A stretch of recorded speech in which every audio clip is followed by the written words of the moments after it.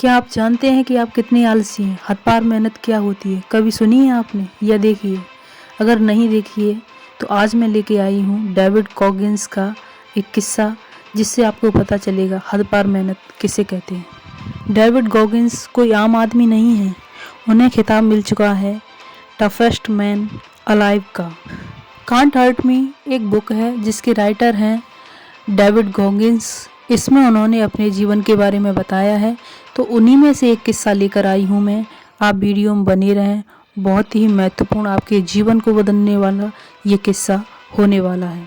इस बुक के इंट्रोडक्शन में एक प्यारा सा कोट लिखा हुआ है, जिसे लिखा है 5th सेंचुरी के एक फिलोसोफर ने अबाउट मैन इन वर्ड्स। वो बोलते हैं कि out of every 100 man 10 shouldn't even be there. 80 लोग जो होते हैं वे सिर्फ टारगेट होते हैं, जो सिर्फ मरने के लिए उस जंग में जाते हैं। 9 रियल फाइटर होते हैं, उनमें से जिनका होना लकी होता है लोगों के लिए, बिकॉज इनके बलबूते ही लड़ाई जीती जाती है। और उनमें से बस एक होता है वॉरियर यानी योद्धा, जिसकी वजह से डिसाइड होता है कि वो जंग जीती जाएगी या हारी जाएगी। वो इंसान होता है जो लोगों को बचा कर लाता है कई बार। एक अनकॉमन एक्स्ट्रा ऑर्डिनरी वॉरियर, जिसके बेसिस पर पूरा रिजल्ट डिसाइड होता है। डेविड बोलते हैं कि जब हम पहली सांस लेते हैं तो हम मरने के योग्य हो जाते हैं, उसी तरह हम योद्धा के योग्य भी हो जाते हैं।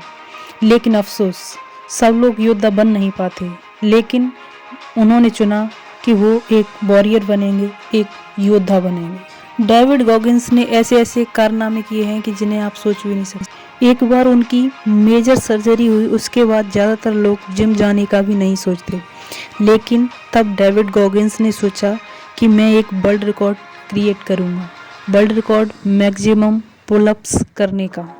2013 के आसपास वर्ल्ड रिकॉर्ड जो था वो 4000 पुलअप्स का था। डेविड गॉगिंस ने डिसाइड कर लिया कि इसको तोड़ना है। सर्जरी के कुछ टाइम बाद ही अपने आप को ट्रेन करना स्टार्ट कर दिया, लेकिन जब वो पहली बार वर्ल्ड रिकॉर्ड बनाने गए तो 1-1.5 हज़ार पुलअप्स हो जा रहे थे।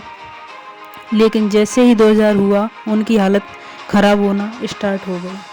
दरअसल जो पुलअप्स करने का रॉड था ना, वो उनके प्रैक्टिस करने वाले रॉड से हटके था और मोटा भी था, जिसकी वजह से प्रॉपर ग्रिप नहीं मिल पा रही थी, इसलिए वो बहुत ज़्यादा थक गए। और 2500 पुलअप्स करने के बाद उनके हाथ में जरा भी जान नहीं रही।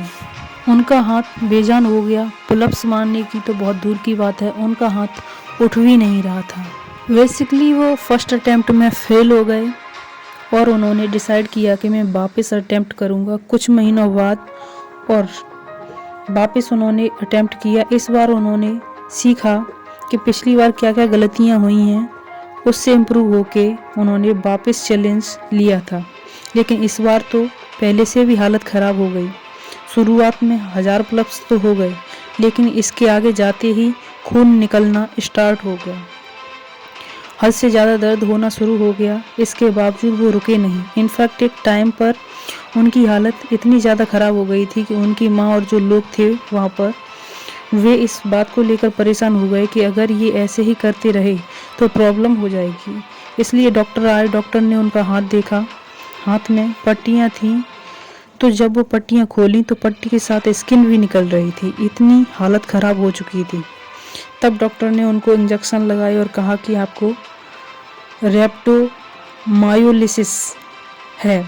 अब सिंपल वर्ड में ये है कि किसी बॉडी पार्ट को हद से ज़्यादा ट्रेन करने लग जाते हैं या प्रेशर में डालने लग जाते हैं, जो मसल होता है उसके अंदर के कुछ फाइबर और कुछ प्रोटीन लीक होना स्टार्ट हो जाती है बॉडी में, जो ब्लड के थ्रू जाता है किडनी पर, जिससे मायोग्लोबिन भी बोलते हैं। ये चीज़ किडनी प्रोसेस करती है। कई बार किडनी अगर अच्छे से प्रोसेस नहीं कर पाती तो व्यक्ति की जान भी जा सकती है। इस स्थिति के बाद भी वो नहीं हटे। वो मर सकते थे लेकिन पीछे नहीं हट सकते थे। उन्होंने दवाई लेने के बाद फिर पुलअप्स करना स्टार्ट कर दिया और बहुत कोशिश के बाद भी उन्होंने 2800 प्लस किए और इसके बाद उनका पूरा दम ख़त्म हो गया। बहुत चाहने के बाद भी उनसे वो नहीं हो पाया, लेकिन फिर भी उन्होंने हार नहीं मानी और कुछ ही हफ्तों में उन्होंने दोबारा ट्राई किया और थर्ड अटेम्प्ट में, क्योंकि उनके हाथ इतने मजबूत हो चुके थे, उन्होंने इतना दर्द दे दिया था अपने हाथों को, हाथ पर भी मोटी मोटी परतें बन गई थी जो उन्हें और अच्छे से चीज़ें करने में हेल्प कर रही थी और फाइनली तीसरी बार उन्होंने वर्ल्ड रिकॉर्ड को अचीव किया। इसे कहते हैं हद पार मेहनत। इतने खून निकलने के बाद भी उन्होंने, डॉक्टर के मना करने के बाद भी उन्होंने पीछे हटने का फैसला नहीं लिया। इसे कहते हैं हद पार मेहनत। तो दोस्तों, कैसी लगी ये कहानी? ये रियल कहानी है, कोई लिखी हुई किताबों की कहानी नहीं है, ये उन्होंने खुद अपनी किताब में लिखा है। तो ये कहानी कैसी लगी? अगर अच्छी लगी हो तो लाइक शेयर सब्सक्राइब ज़रूर करें, कमेंट ज़रूर करें। थैंक यू वेरी मच अब तक वीडियो में बने रहने के लिए। धन्यवाद।